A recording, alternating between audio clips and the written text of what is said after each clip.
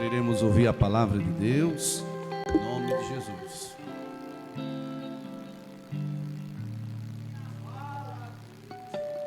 Meus irmãos, saúdo a todos com a paz do Senhor. Eu quero externar minha gratidão a Deus por essa oportunidade de estar aqui na sua casa para juntos adorar a Deus na beleza de sua santidade.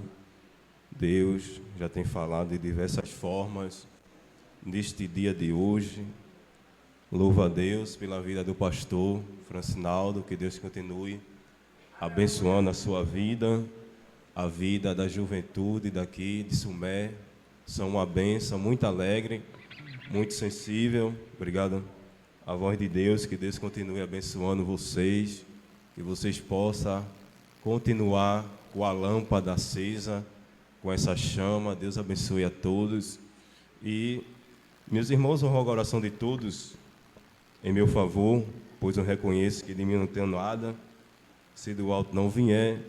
E peço aos irmãos para abrir a sua Bíblia no tema, parabenizar também a escolha do tema. É um tema muito pertinente e bom. Que Deus continue abençoando aquele que escolheu o tema. E eu quero ler em 2 Reis, capítulo 6, versículo de número 15 ao versículo de número 17. 2 Reis, capítulo de número 6, versículo de número 15 ao versículo de número 17. Diz assim: E o moço do homem de Deus se levantou muito cedo e saiu, e eis que um exército tinha cercado a cidade com cavalos e carros. Então o seu moço lhe disse: Ai, meu senhor, que faremos? E ele diz: Não temais, porque mais são os que estão conosco do que os que estão com eles. E orou Eliseu e disse: Senhor, peço-te que lhe abras os olhos, para que veja. E o Senhor abriu os olhos do moço e o viu, e eis que o monte estava cheio de cavalos e carros de fogo em redor de Eliseu. Meus irmãos, com base nesse texto, eu queria falar sobre o seguinte tema: Eliseu, um homem cheio do Espírito Santo.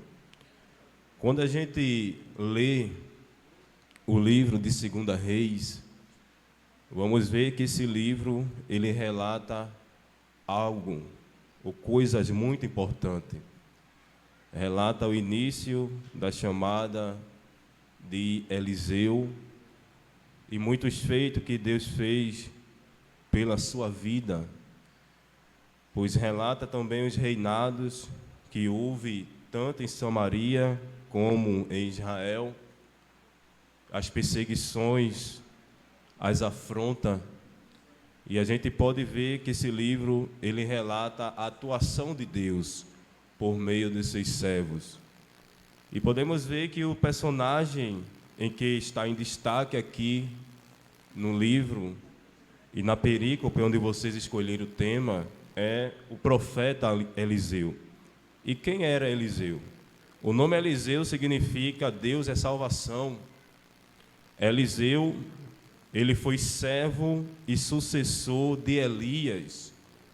A gente observa, meus irmãos, que Eliseu, ele era servo de Elias.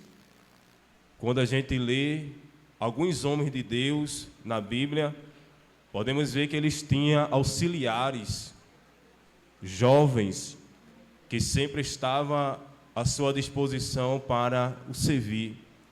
Por exemplo, a gente observa o exemplo de Josué, no capítulo de número 33 de Êxodo, versículo 11, a Bíblia diz que Moisés, ele sai da tenda, e o texto sagrado diz que quando ele sai da tenda, Josué, ele entra da tenda e não sai do meio da tenda. E a gente observa que em muitos momentos específicos e importantes, Josué, ele foi aquele servo em que Moisés, ele depositava a sua confiança.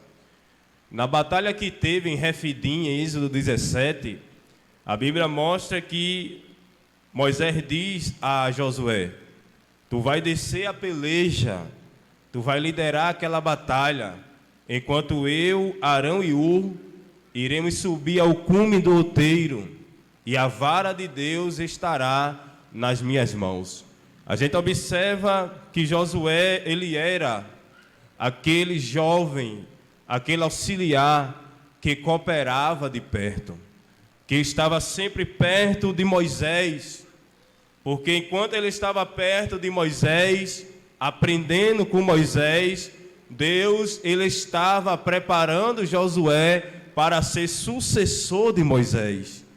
E muitas vezes a gente não entende o porquê o líder, ele nos chama, porque o líder, ele está nos nossos pés, está nos chamando, está no meu e no teu pé. É porque Deus, ele já está preparando você para dar continuidade a essa obra. Porque Deus, ele sempre tem alguém, sempre terá alguém, e sempre vai preparar alguém para dar continuidade à sua obra. E eu quero te falar aqui nessa noite que Deus, ele está preparando você para dar continuidade a essa grande obra. E podemos ver, meus irmãos, que todos os homens de Deus, ele tinha um servo que estava à sua disposição. E podemos ver que Eliseu, ele foi servo de Elias. Ele também foi sucessor de Elias. Pois a Bíblia também mostra a sua chamada, aonde ele estava quando Deus chamou ele. Veja lá em 1 Reis, capítulo de número 19, e o versículo de número 19. A Bíblia mostra lá em 1 Reis, no capítulo de número 19, o verso de número 19, exatamente onde ele estava quando Elias chama ele, melhor dizendo.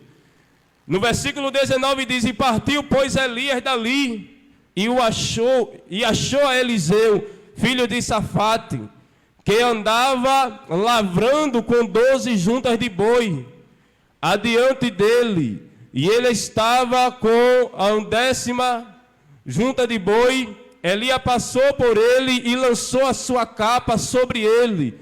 Então deixou ele os bois e correu após Elias e disse: deixa-me beijar a meu pai e a minha mãe, então te seguirei. E ele disse: vai e volta, porque que te tenho eu feito. Podemos ver, meus irmãos, que esse texto mostra exatamente aonde Eliseu estava quando Deus chama ele por meio de Elias. E a gente vê que ele estava ocupado, ele estava trabalhando, ele estava no anonimato aos olhos do homem. Podemos ver que todos os homens que Deus, ele chama na Bíblia para uma obra específica, ele sempre estava trabalhando, ocupado. Por exemplo, o exemplo de Moisés. Moisés, quando ele sai da terra do Egito, fugitivo, a Bíblia diz que ele passa a ser pastor de ovelha, cuidar da ovelha de seu sogro Jetro. E depois de 40 anos, ele por trás do deserto, a Bíblia diz que Deus, ele aparece a ele quando ele estava com 80 anos de idade. Porque Deus, ele sempre chama aqueles que estão ocupados. Deus, ele não tem coisa com quem é preguiçoso. Deus, ele não chama aquele que é preguiçoso, mas Deus sempre, ele chama aqueles que estão ocupados, aqueles que estão trabalhando. Muitas vezes está invisível aos olhos de alguém, mas você está na mira de Deus, aleluia. Você está na mira de Deus, e Deus, ele chama. E podemos ver que ele foi, Deus chama Eliseu, para ser sucessor de Elias. E a Bíblia mostra que ele foi capacitado pelo Espírito Santo de Deus. Porque o pedido de Eliseu era: olha, dai-me porção dobrada do teu Espírito. Porque ele reconhecia que, com a sua capacidade, ele jamais tinha condições de dar continuidade àquela obra, porque ele estava sendo sucessor de Elias, e Elias não era qualquer um não, irmão. Elias foi aquele que orou e disse: olha, segundo a minha palavra não vai haver chuva. E não choveu 3 anos e meio. Elias é aquele que chega na casa da viúva e diz: olha, faz um bolo para mim. E a partir desse momento, a farinha da panela ela não vai faltar, e o azeite da botija ele não vai se acabar. Elias foi aquele que orou e Deus ele respondeu com fogo. Aí quem é que está na mira de Deus para dar continuidade? Eliseu. Mas a todos a quem Deus chama, Ele capacita. Tem uma capacitação de Deus. Mas você pode dizer: olha, eu não sei ler. Eu moro em uma comunidade muito simples. É impossível, Deus, Ele me chamar. É impossível isso acontecer. Mas Deus é aquele que capacita. Eu me lembro que há 10 anos atrás, irmão, quando eu me converti, Deus ele usou uma irmã e disse: Alisson, Deus ele está me dizendo que Ele vai te usar na profundidade da palavra. Na minha ignorância eu pensei que a irmã ela endoidou. Por quê? Porque nem ler eu sabia. Nem ler eu sabia. Só tinha estudado até a 1ª série. Nem ler eu sabia. Mas quando Ele fala, aleluia. Mas quando Ele diz que vai acontecer, mas quando Ele fala que vai fazer, Ele não quer saber que você é analfabeto, Ele não quer saber aonde você mora, Ele só quer saber que Ele vai lá e vai tirar você de lá e vai encher você do Espírito Santo e vai colocar você para fazer a obra e dar continuidade. Aleluia! O óleo de Deus vai descer hoje sobre a tua vida. Aleluia! Vai descer o Espírito Santo de Deus sobre a vida de jovens que se sentem incapazes aqui nessa noite, que está triste e desanimado, mas Deus está dizendo: eu vou descer o meu Espírito Santo sobre a tua vida. Eu vou capacitar você. Podemos ver o exemplo de Davi, rei, porque todo rei, sacerdote e profeta e juiz, quando eles iam exercer essa função, derramava-se o óleo sobre a cabeça dele. Isso trazia uma capacitação para ele exercer aquela função. E podemos ver que Davi aqui, segundo alguns estudiosos, quando ele foi ungido na casa do pai, ele tinha aproximadamente entre 14 e 15 anos. Aí Deus já havia rejeitado Saul, mas para dar continuidade à sua obra, ele tinha um pão guardado na casa do pão em Belém, porque Belém significa casa do pão. Deus ele sempre tem um pão guardado. Aí Deus disse: olha, enche o teu chifre de azeite. Vai na casa de Jessé o belemita, porque dentre os seus filhos me tenho provido um rei. Samuel sai, chega lá na casa de Jessé, manda santificar os moços. Estava lá presente 7. Aí ele viu o primeiro, porque o certo, ele fez o certo quando ele coloca Eliabe. Porque com a morte do pai, quem dava continuidade era o primogênito. Ele apresenta Eliabe.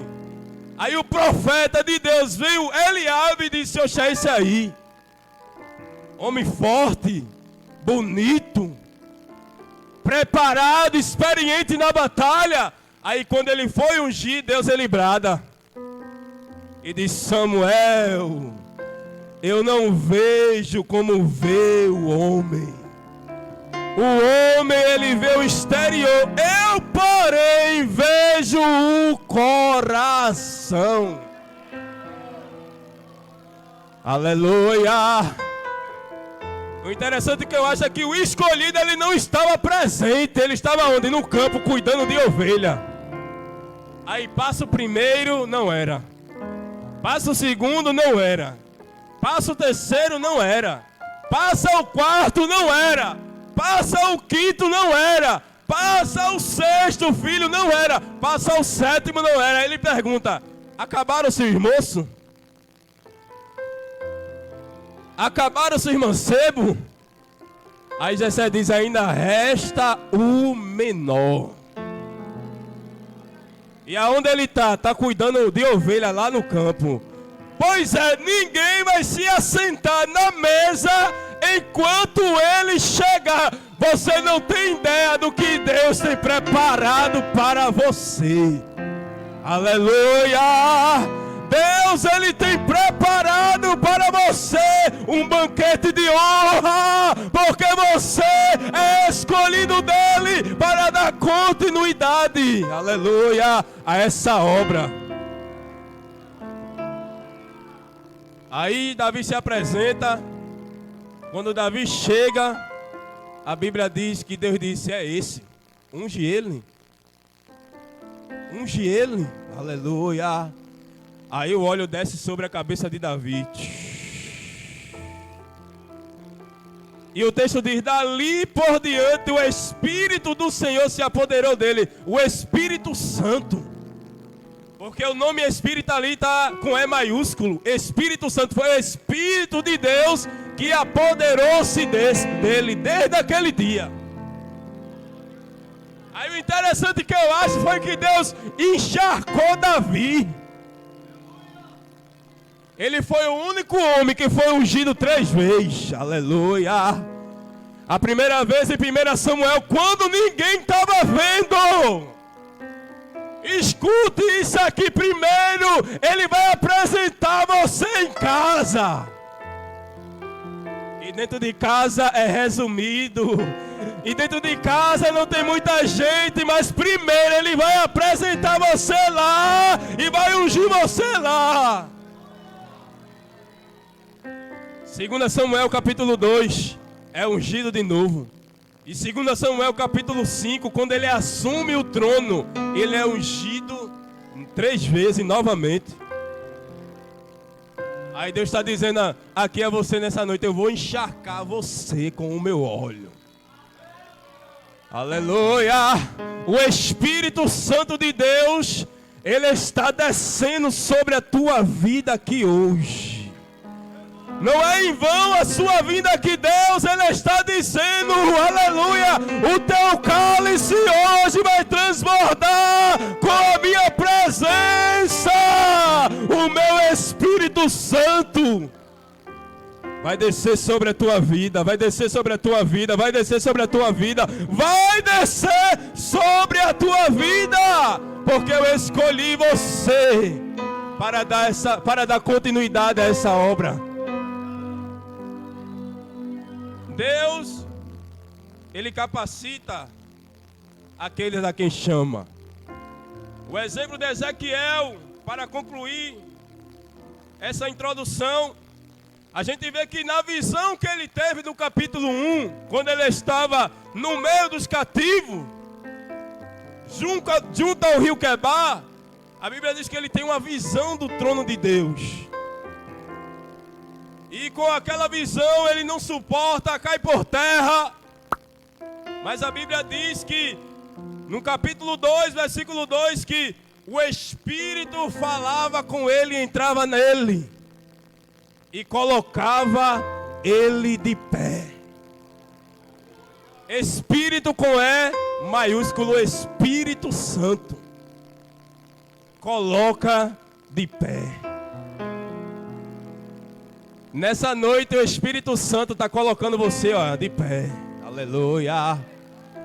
Nessa noite o Espírito Santo entrou pessoas aqui cabisbaixo, querendo parar, caída, mas Deus está dizendo: eu estou pegando você pela mão e te colocando de pé. Eu não quero ver você prostrado, prostrada. Eu quero você de pé.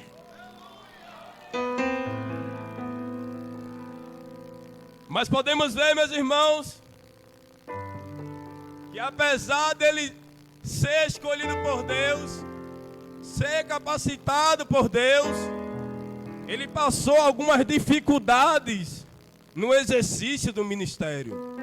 Eliseu. Primeiro, ele sofreu com a partida de Elias, porque Deus havia de tomar Elias,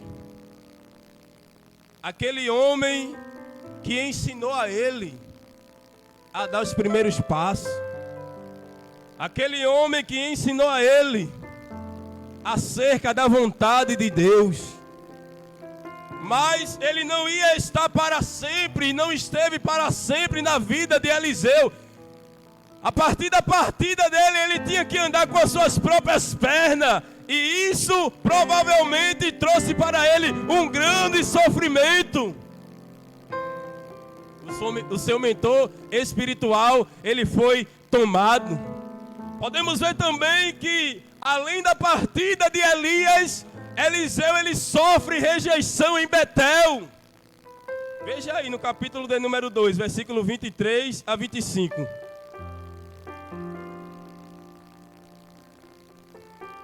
Segunda Reis, capítulo de número 2, 23 a 25, diz assim: Então subiu dali a Betel. Subindo ele pelo caminho, uns rapazes pequenos saíram da cidade e zombava dele, e dizia-lhe: Sobe, calvo, sobe, calvo. E virando-se ele para trás, os viu e os amaldiçoou no nome do Senhor. Então 2 ursas saíram do bosque e despedaçaram 42 daqueles pequenos, e foi-se dali para o Monte Carmelo, e dali voltou para Samaria. Podemos ver, meus irmãos, que Eliseu, assim, quando ele assumiu o exercício profético para dar continuidade à chamada de Elias, ele sofre rejeição aonde? Em Betel. O interessante, irmão, isso aqui é muito forte. A rejeição, ela sempre vai fazer parte da chamada. Porque se não houver rejeição, não é chamada. Se não tiver resistência, não é chamada.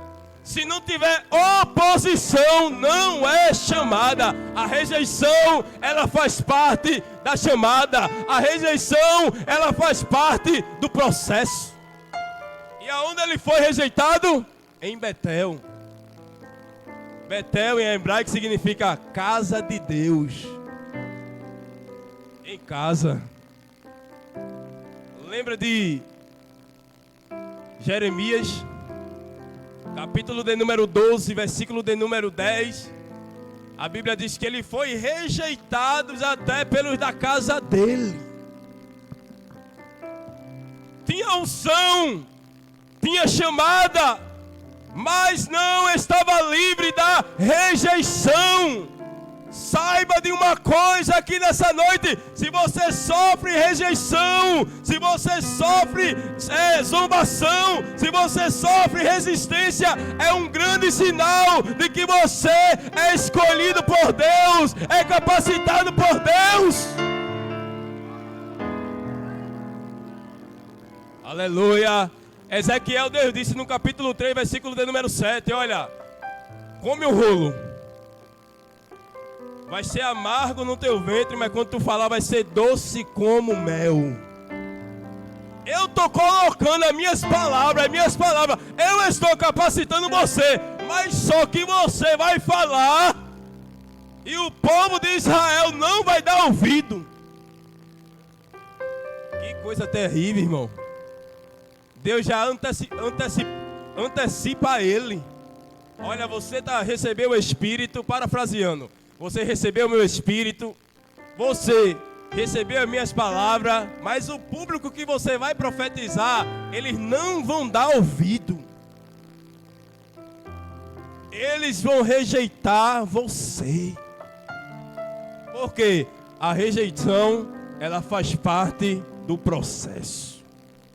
Mas saiba de uma coisa, enquanto você está sendo rejeitado, Deus, ele vai se aproximando mais de você. Aleluia.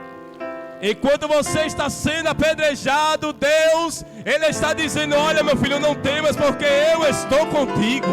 Não te assombres, porque eu sou o teu Deus.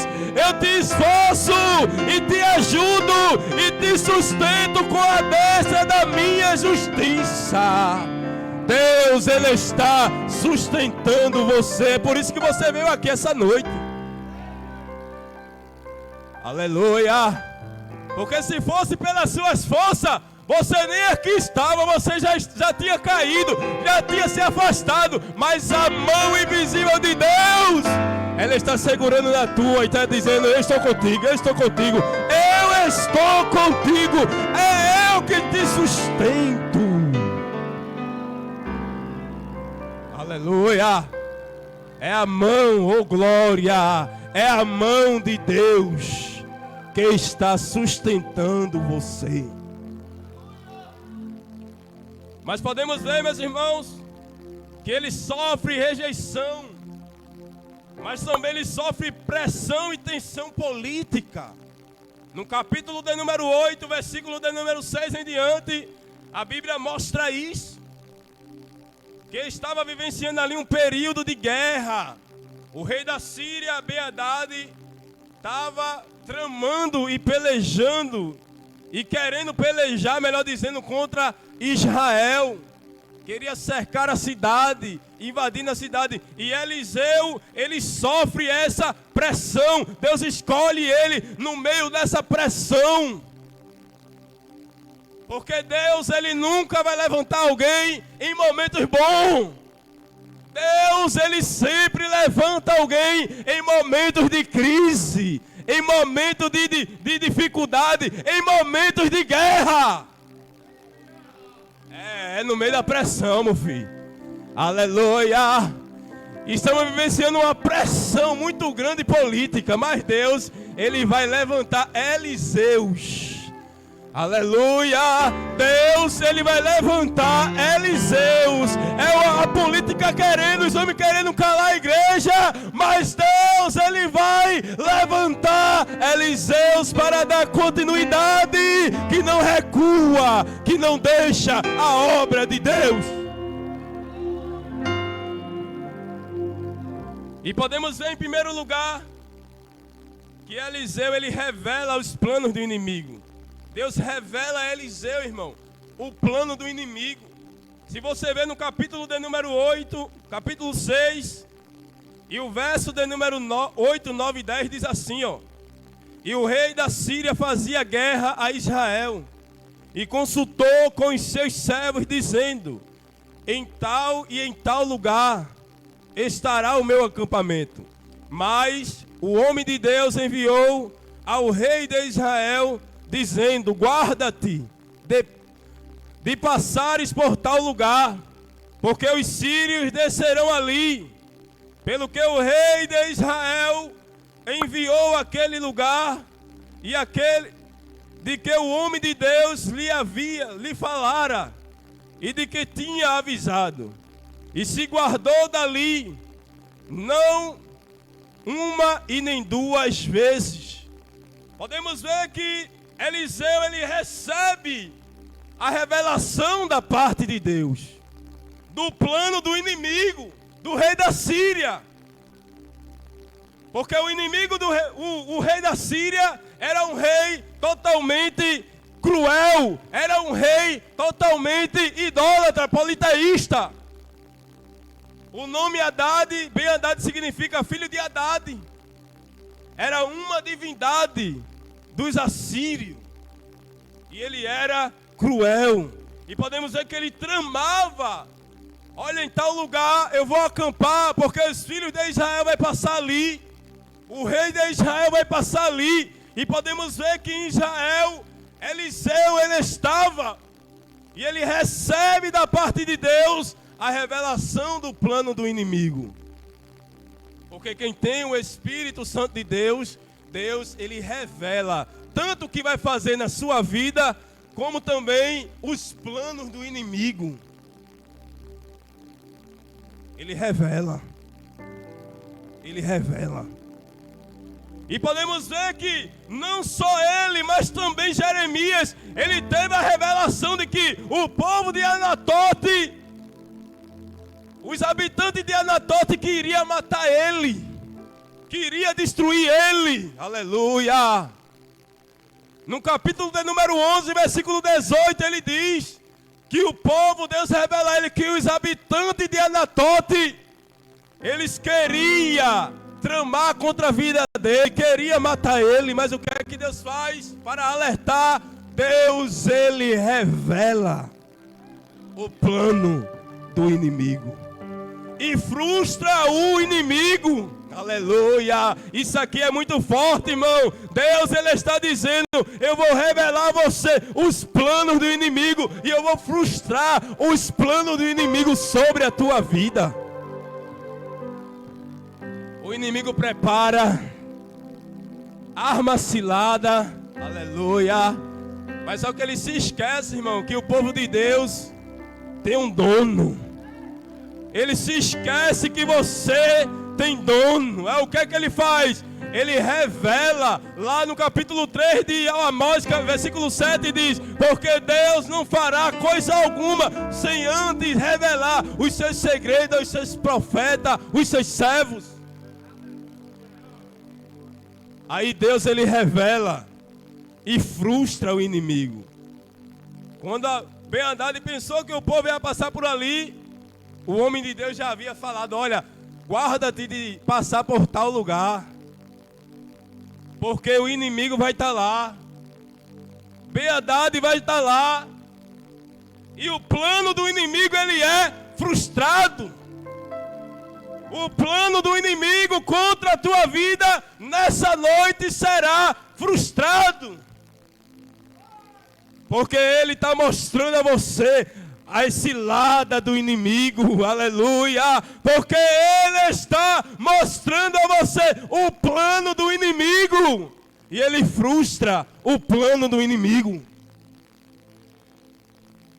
No Salmo de número 124, o salmista diz: se não for ao Senhor que esteve ao nosso lado, ora diga a Israel. Se não for ao Senhor que estivesse ao nosso lado, os homens, porém, nos teria engolido vivo, quando a sua ira se acendeu contra nós.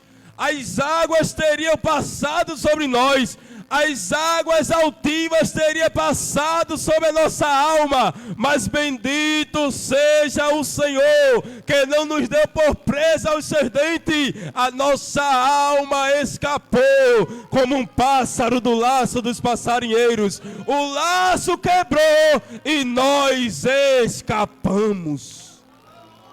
Deus, ele está quebrando o laço.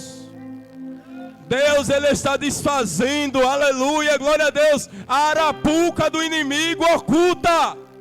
Porque o laço, segundo o comentário Beacon, era uma espécie de rede que os passarinheiros usavam. Ficava quase que invisível. Eles armavam em um ponto estratégico, aí o passarinho inocentemente ele pousava ali e era pego. Aí Deus está dizendo a você: eu estou livrando você nessa noite de armadilhas ocultas. Aleluia. Aleluia. Eu estou livrando você nessa noite de armadilha oculta. Você não está nem vendo, aleluia. Você nem percebeu, mas eu quebrei as armadilhas que o inimigo preparou sobre a tua vida. Quando você saía para vir, Deus, ele quebrou o laço do passarinheiro. ele frustrou, aleluia, o plano do inimigo. Ele frustra o plano do inimigo. Podemos ver que ele recebe a revelação de Deus. Mas também Deus, ele cria uma circunstância para que, ou para dar ao servo do homem de Deus uma experiência. Qual foi a circunstância que Deus usou? Quando ele fica sabedor que Eliseu estava lá em Dotã e era ele que revelava os planos do inimigo, a Bíblia diz que ele monta um grande exército e vai lá em Dotã para cercar e pegar Eliseu. E podemos ver que isso aqui foi uma circunstância que Deus ele criou para abrir a visão do moço, para abrir a visão e dar uma experiência espiritual e sobrenatural àquele moço. E podemos ver que Deus ele cria circunstância para dar experiência. Lembra de Jó? Capítulo 1. O homem mais rico do Oriente. 10 filhos, esposa, rico. Muitos servos à sua disposição. Mas uma certa feita, teve uma reunião no céu. E o nome de Jó foi citado. E Jó nem sabia, irmão. Isso é muito forte. Jó, ele estava dormindo e tinha uma reunião com o nome dele, mas só que Deus, ele estava na reunião. Deus, ele estava na reunião.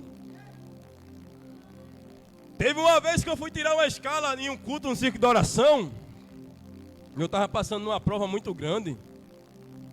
Aí eu terminei de pregar. Aí veio uma irmã em minha direção, falando em línguas. E disse: meu servo, tenho eu visto o teu nome na reunião. Mas eu, o Senhor, estou entrando na reunião e desfazendo o pensamento maligno.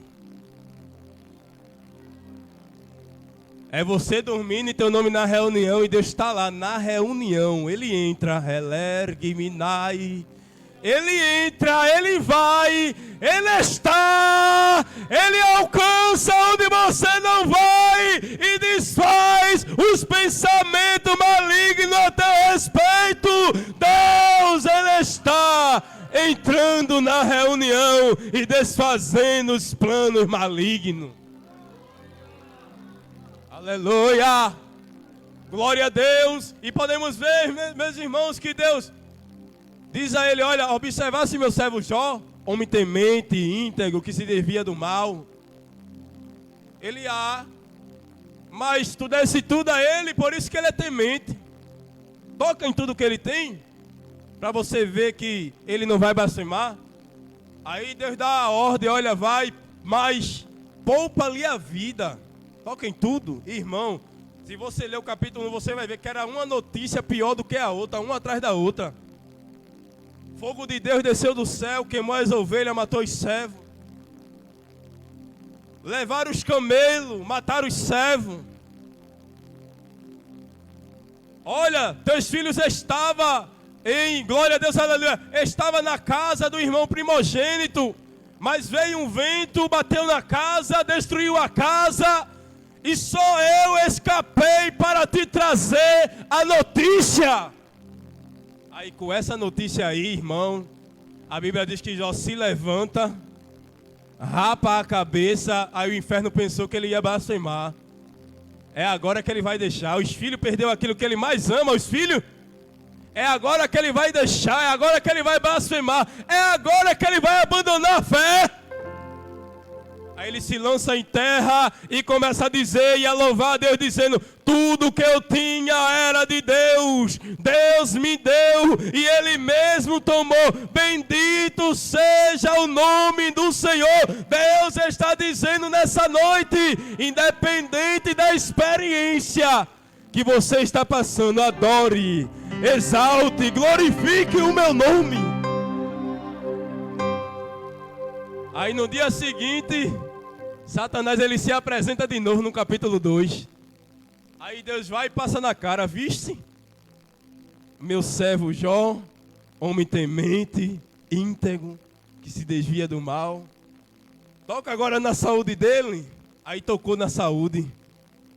Aí no capítulo de número 2, eles desaparecem. Aí os irmãos de Jó, os amigos de Jó, melhor dizendo, eles choram no momento, mas a Bíblia diz que mais adiante eles começam a acusar Jó e a dizer, olha, isso aí foi pecado que você cometeu. Confessa, se arrepende, porque tem gente que não entende e não entenderá o processo. Aí fica de fora julgando, é pecado, confessa. Te arrepende do teu pecado. Mas podemos ver que experiência, que circunstância Deus ele criou, irmão, para dar uma experiência a Jó. Perdeu filho, perdeu riqueza, perdeu amigo, perdeu tudo.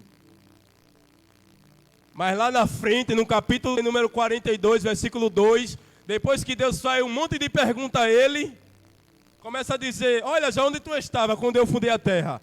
Aonde tu estava quando os anjos cantavam? Aonde tu estava quando eu coloquei ferrolhos no mar e disse com as suas ondas emboladas, até aqui e não mais adiante? Aí ele viu que não tinha resposta nenhuma. Ele diz, bem sei eu que tudo podes, e nenhum dos teus pensamentos pode ser frustrado. Aleluia! Aí no versículo 5 ele mostra o porquê Deus, ele criou aquela circunstância todinha para dar uma experiência nova a ele. Ele diz, com os ouvidos ouvia falar, agora os meus olhos te veem. Deus está dizendo, eu vou te dar uma experiência, aleluia. Eu vou te dar nessa circunstância, eu vou criar essa circunstância para te dar uma experiência sobrenatural. Tu irás desfrutar o sobrenatural de Deus. Podemos ver também o exemplo, não só de Jó, mas também de Davi. As experiências, irmão, Deus ele cria circunstâncias em nossas vidas, deixa a gente muitas vezes só, tira amigo, tira todo mundo de perto, é para dar experiências. As experiências, elas vão ser dadas a nós quando a gente estiver a sós, só a gente e Deus. Davi, onde foi que Deus deu experiência? Deus deu experiência a Davi? No campo. Aí Golias estava lá se amostrando, porque não tinha nenhum homem para batalhar com ele, porque ele tinha o quê? 3 metros de altura. Era um homem preparado para a batalha. Aí Davi se dispõe a pelejar e diz, teu servo irá e vai pelejar contra esse filisteu. Aí Saul ele diz, olha, tu não tem como, porque tu é um menino. Ele é preparado na batalha desde sua meninice. É impossível você ganhar dele. Mas o que é que Davi diz? Olha, deixa eu contar a você uma experiência. Estando o teu servo cuidando das ovelhas, veio o urso e veio o leão. Pegava a ovelha do rebanho, eu, porém, ia diante deles, tirava a ovelha de sua boca, e quando ele se levantava contra mim, eu pegava pela barba e feria eles e o matava, tanto o urso como o leão. Assim será esse circunciso filisteu. Experiência. Davi era novo, mas tinha experiência no campo. As experiências que Deus deu a ele, ele não estava perto do pai e da mãe, ele não estava perto do rei Saul, Ele estava distante, estava sozinho no campo. Haverá momentos que Deus, Ele vai nos trilhar por caminhos de solidão. Elergue minai, oh glória. Eu me lembro que as minhas primeiras experiências que Deus me deu, Ele teve que me tirar da minha parentela. Aí fui lá para Itamaracá, Praia do Sossego, distante de manhinha, dos meus irmãos, das minhas irmãs que eu amo. Passei 4 anos, irmão, mas foi necessário para ter experiência da parte de Deus. É necessário muitas vezes Deus tirar a gente de um canto e colocar em outro, aonde tudo é novo, aonde a gente não conhece ninguém, mas é lá que Ele vai dar a você e a nós experiências espirituais. Deus está dizendo nessa noite: se prepare, eu te darei uma experiência pessoal. Você vai ter experiência pessoal com Deus. Podemos ver os discípulos, Pedro, em Mateus capítulo número 14, versículo 28 em diante. A partir do versículo 14, Deus, Ele dá ordem, versículo 22, melhor dizendo. Ele está no monte, Jesus despede a multidão, manda os discípulos passar para outra margem. Nessa ocasião, Jesus não foi com os discípulos, mas no capítulo 8, versículo de número 22 em diante, Jesus entra com os discípulos no barco. Mas nessa ocasião, Jesus orienta eles ir sozinhos. Aí eles começam a remar. Aí quando chega no meio do mar, não conseguem ir mais adiante, porque o vento era contrário e as ondas açoitavam o barco. Aí Jesus, Marco diz que ele é mais detalhista, que Jesus, vendo de longe, porque a gente não foge, irmão, do olhar de Jesus. Ele não perde nenhum de vista. Do monte onde ele estava para a distância onde os discípulos estavam, era equivalente a 6 quilômetros. Mas Jesus lá de cima estava vendo e conhecendo que estava fadigado a remar. Ou seja, Jesus deixou ele chegar ao extremo. E muitas vezes em nossa vida Deus vai deixar a gente chegar ao extremo. Quando ele viu que os discípulos não conseguiam mais, aí a Bíblia diz, na 4ª vigília da noite. As vigílias se davam de 3 em 3 horas. Primeira vigília começava de 6 às 9 da noite. Segunda vigília, de 9 à meia-noite. Terceira vigília, de meia-noite às 3 horas da manhã. Quarta vigília, de 3 horas às 6 horas da manhã. Ou seja, os discípulos passam 12 horas remando sem sair do lugar. Aí Jesus disse, é agora que eu vou.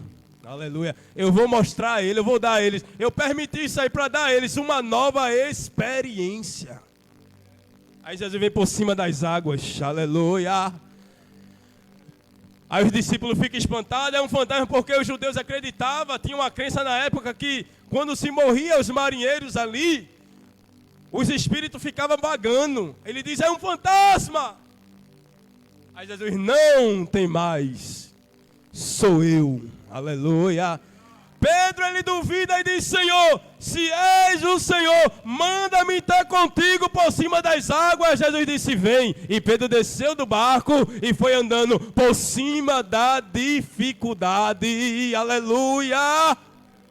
Deus nessa noite, Ele está dizendo, eu vou te ensinar, aleluia, a andar por cima da dificuldade, aleluia. Eu vou te ensinar, eu vou te dar experiência e vou te ensinar a andar por cima da dificuldade. Experiência sobrenatural. O interessante é que Deus criou isso aqui, irmão. Dentro desse texto, foi para tirar Pedro do natural e colocar ele no sobrenatural. E Deus, ele cria essas circunstâncias que é para tirar a gente do natural, porque a gente tá muito apegado àquilo que é material, àquilo que é natural. Muita gente não crê mais no sobrenatural. Muita gente não crê mais no poder de Deus, que Deus pode curar, que Deus pode ressuscitar, que Deus pode curar do câncer, da AIDS, da tuberculose. Aí ele cria circunstância para mostrar o sobrenatural.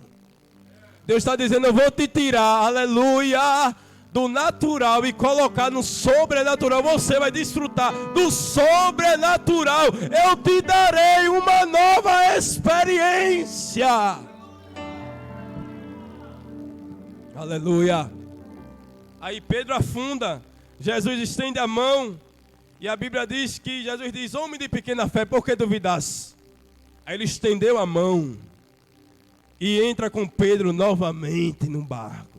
Então muitas vezes Deus, ele cria circunstância que é para nos dar experiências sobrenaturais. Ele criou essa circunstância. Ele permitiu o rei Ben-Hadad com seu exército cercar a cidade, cercar a casa do profeta, cercar aonde ele estava para dar ao moço do homem de Deus uma experiência sobrenatural. Em terceiro lugar, a gente vê que Eliseu, ele deposita a fé em Deus. Porque no versículo de número 15 e 16, se você acompanhar comigo, você vai ver. No versículo 15 e 16, a Bíblia diz, e o moço do homem de Deus se levantou muito cedo. E eis que um exército tinha cercado a cidade, com cavalos e carros. Então o seu moço lhe disse, ai meu senhor, que faremos? E Eliseu, ele disse, não temais, porque mais são que estão conosco do que o que estão com ele. Podemos ver que o moço, aqui está uma pessoa que é experiente e uma pessoa que é inexperiente. O inexperiente, ele se levanta cedo, visão fechada, porque a palavra olhos aqui abre os olhos do moço, significa a percepção espiritual dele estava fechada. Aí o que é que ele vê? Uma pessoa que é inexperiente e tem a visão fechada, ela só olha para o problema. Ela só olha para a dificuldade. Ela só vê inimigo na sua frente. Aí quando aquele moço se levanta, a Bíblia diz que ele diz, ai meu Senhor, o que é que a gente vai fazer? O que faremos? A cidade, a casa onde a gente está, ela está cercada. A gente agora está encurralado, não tem saída. Mas o homem de Deus, que tem experiência com Deus, ele deposita a sua fé em Deus. E diz, olha, não tem mais são que estão conosco do que o que estão com eles. Isso aqui, irmão, é expressão de fé. Uma confiança na provisão, na proteção divina. Quando ele diz, mais são que estão conosco, ele faz referência ao grande exército que Deus tem à sua disposição. Deus, ele tem um grande exército que está à sua disposição.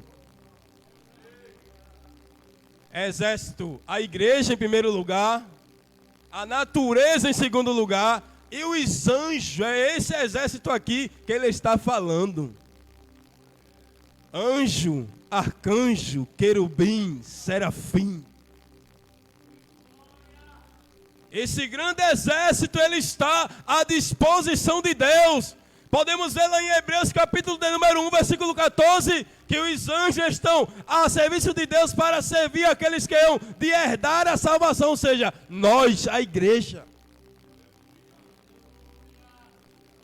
No Salmo 91 a Bíblia diz: e ele dará ordem aos seus anjos, para que você não tropece em pedra alguma. Aleluia! Era como ele estivesse dizendo: olha, você não está vendo, mas eles estão aqui. Aleluia! Deus está falando nessa noite, você não vê, mas se você pudesse contemplar o grande exército que está lá na tua casa, aleluia, que está protegendo a tua família, tem um grande exército que está protegendo você, aleluia, o exército que é superior ao exército do inimigo, ele está protegendo você. No Salmos 34, verso 7 diz: o anjo do Senhor se acampa ao redor daqueles que o temem e protege. Tem proteção de Deus hoje para a tua vida, aleluia. Tem a proteção de Deus, olha, a proteção de Deus ela não falha, aleluia. A câmera ela falha, aleluia. A cerca elétrica ela falha, o cadeado ele falha, mas a proteção de Deus, irmão, ela não falha. Ele está 24 horas assim, ó, aleluia, como muro de fogo na tua casa, aleluia. A raposa querendo entrar, porque raposa ela gosta de destruir a vinha. O que é que ela faz, a raposa? Cantares de Salomão, capítulo 2. A amada, ela diz para o amado: apanhai-me a raposa e a raposinha, porque fazem mal às vinhas, porque as vinhas, elas estão em flor. Aí, a flor, ela exala o odor que atrai a raposa. Aí ela entra na vinha se tiver brecha e come a flor toda. Ela não quer nem o fruto. Ela não quer a uva. Ela só quer arrancar a flor. Porque ele sabe, se não tiver flor, não tem fruto. Aí a raposa, ela fica rodeando na tua vinha. Ela fica a fim de entrar, aleluia. Ela fica rodeando, rodeando. Porque tem raposa grande e raposa pequena. Tem raposa que passa por brecha, que a grande não passa, mas a pequena ela passa. E se ela vê a brecha, grande é o estrago. Porque ele sabe, se não tiver flor, não tem fruto. E o que é que produz o fruto na vida do crente? O Espírito Santo de Deus. Se não tiver Espírito Santo, não tem direção, ninguém é guiado. Se não tiver o Espírito Santo, não tem longanimidade, não tem paz, não tem mansidão, não tem benignidade, não tem amor, não tem fé, não tem temperança. Ele sabe. Aí nessa noite ele te trouxe aqui para dizer: olha, eu estou rodeando a tua vinha com muro de fogo, aleluia. Porque raposa, ela tem medo de fogo. E Deus, ele está dizendo: eu estou cercando a tua vinha com fogo. A raposa hoje, ela vai bater em retirada. Ela ergue-me na vassúria. A raposa hoje, ela vai retroceder. Porque Deus, ele está cercando você com muro de fogo. E podemos ver que Eliseu, ele deposita a fé em Deus. Depois que Eliseu, ele deposita a fé em Deus, a Bíblia mostra que ele ora agora pelo moço. Porque ele estava vendo o que o moço não estava vendo. Por isso que é bom a gente andar, irmão, com quem é mais espiritual do que a gente. Um conselho aqui que eu dou para vocês: ande com pessoas que têm experiência com Deus, que é mais espiritual do que vocês. A importância do moço de andar com o homem de Deus foi essa aqui, ó, porque ele estava com um homem mais experiente do que ele. Aleluia! E o que é que aquele homem faz? Ora por ele. O experiente, o mais experiente, Ele sempre vai estar em oração pela tua vida. Sabe por que você está aqui essa noite? Porque você é fruto de oração de pessoas que você nem conhece. Glória a Deus. Eu posso dizer isso com toda a convicção. Eu sou fruto de oração, irmão. Porque sabe de onde Deus me tirou? Deus me tirou da Cracolândia, do tráfico de droga, do roubo. Aleluia. Morava na rua. Eu era um morador de rua. Aí no meio da Cracolândia, uma certa feita, eu escutei uma voz dizer: Alisson, eu não te escolhi para isso. Eu tenho um grande projeto para a tua vida. Teve alguém que estava de joelho por minha vida, por isso que eu estou aqui. Eu sou fruto de oração de alguém. Você só está aqui porque você é fruto de oração de alguém. Tem alguém que está orando por você. Tem alguém que está de joelho. Deus, ajuda ela. Ela ergue-me. Deus, ajuda aquele moço, ajuda aquela moça. Deus, dá força àquele moço, dá força àquela moça. Sustenta eles, sustenta ela. E a oração de alguém, ó, tem subido as narinas de Deus. Até você que está exercendo o ministério, tem gente que está orando por você que você nem sabe. A Bíblia diz que quando Zacarias, ele foi oferecer o incenso, ele lá dentro, exercendo o ministério, Herodes estava no poder, oprimindo o povo, mas ele estava exercendo o ministério lá dentro, fielmente. Tinha desejo de ser pai, mas não podia porque Isabel era estéril, avançada em idade. Mas ele estava exercendo o ministério. E o texto diz: enquanto ele estava lá dentro, a multidão estava do lado de fora, orando. Aleluia. Sabe por que está dando certo? É porque tem alguém que você nem sabe que está orando por você. Sabe por que você está de pé? Não é porque você é capaz, não. É porque tem alguém que está de joelho por você. Sabe por quê? A catraca do teu ministério está girando. É porque tem alguém que está de joelho por você. Aí está dizendo: Deus, ajuda ela. Deixa ela abandonar, não, Jesus. Tira ela dali, não, Jesus. Ela ajuda tanta gente. Ele ajuda tanta gente. Ele é uma bênção de Deus. Sustenta ele, sustenta ela. Aí por isso que você está aqui nessa noite. Porque teve alguém que está orando por você. Aí ele ora. Ora pelo moço inexperiente.